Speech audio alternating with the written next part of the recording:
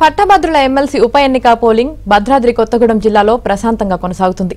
జిల్లాలో మొత్తం 40,106 మంది పట్టుభద్ర ఓటర్లు ఉండగా 55 పోలింగ్ కేంద్రాలు ఏర్పాటు చేశారు.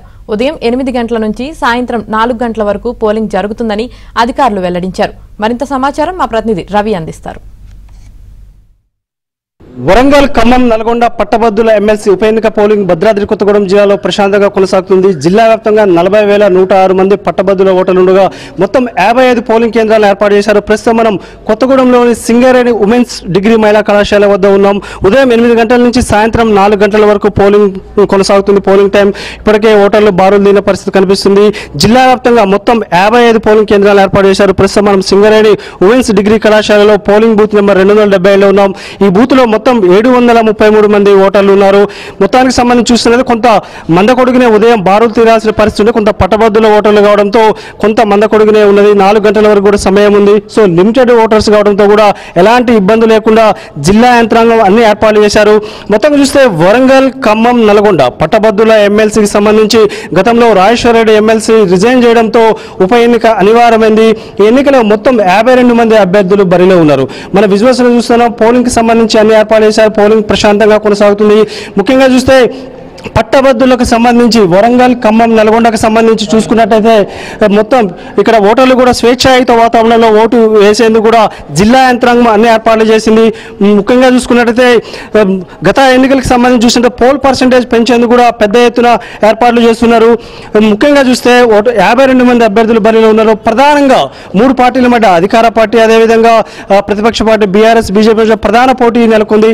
52 మంది అభ్యర్థులు బరిలో ఉన్నారు. అదేవిధంగా ఎన్నికలకు సంబంధించిన ప్రాసెస్ చూస్తే ఇది బ్యాలెట్ పద్ధతిలో కొనసాగుతుంది. బ్యాలెట్ లో 52 మంది అభ్యర్థులకు సంబంధించి ఎవరైతే తమకు నచ్చిన అభ్యర్థి ముందు ప్రాధాన్యత క్రమంలో ఓటును వినియోగించాలి. ఆ బ్యాలెట్ పత్రం మీద ఎలాంటి అంకెలు వేయడం కానీ సిగ్నేచర్ చేయడం కానీ చేయకూడదు కూడా ఎలక్షన్ కమిషన్ గైడ్లైన్స్ వేసింది. ముఖ్యంగా చూసుకున్నట్లయితే వైలెట్ స్కెచ్ ద్వారా వారు వేసిన ప్రాధాన్యత క్రమంలో ప్రిఫరెన్షియల్ ఓటు ఉంటుంది.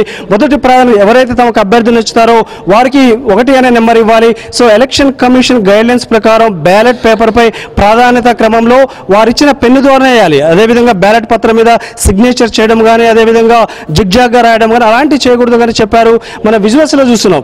ప్రస్తుతం పోలింగ్ ప్రశాంతంగా కొనసాగుతుంది. కొంతమంది గ్రాడ్యుయేట్ ఓటర్లు ఉన్నారు. ముఖ్యంగా చూడొచ్చు. ఎలా అనిపిస్తుంది? మీరు మొదటిసారి ఓటు వేయడం ఎన్నోసారి? లేదండి, ఇంతకు ముందు వేసామండి. సో సహజంగా పట్టభద్రుల ఓటర్లు వెరీ లిమిటెడ్ ఓటర్లు, చాలా చదువుకున్న వారు, సమాజ పురోగతి కోసం ఆలోచించేవారు ఉంటారు. అంటే ఓటు హక్కు సంబంధించి మీరు ఏ అప్పీల్ చేశారు? ఎవరు ఎలక్ట్ అయినా కానీ అందరి మంచి కోసము పనిచేయాలని కోరుకుంటాను. చూడొచ్చు. జనరల్గా గ్రాడ్యుయేట్ ఓటర్ల తీర్పు ఎలా ఉంటుందనేది మనం చూసాము. సహజంగా ప్రధానంగా 52 మంది అభ్యర్థులు బరిలో ఉన్నారు. ముఖ్యంగా అధికార పార్టీ ప్రతిష్టాత్మకంగా తీసుకుంది. ప్రతిపక్ష పార్టీ కూడా తన పట్టును నిలుపుకునే ప్రయత్నం చేస్తుంది. ఇతర మొత్తం 52 మంది అభ్యర్థులు బరిలో ఉన్నారు. భద్రాద్రి కొత్తగూడెం జిల్లా వ్యాప్తంగా పట్టభద్రుల ఎమ్మెల్సీ ఉప ఎన్నికకు సంబంధించి ఉదయం 8 గంటల నుంచి సాయంత్రం 4 గంటల వరకు కూడా పోలింగ్ కొనసాగుతుంది.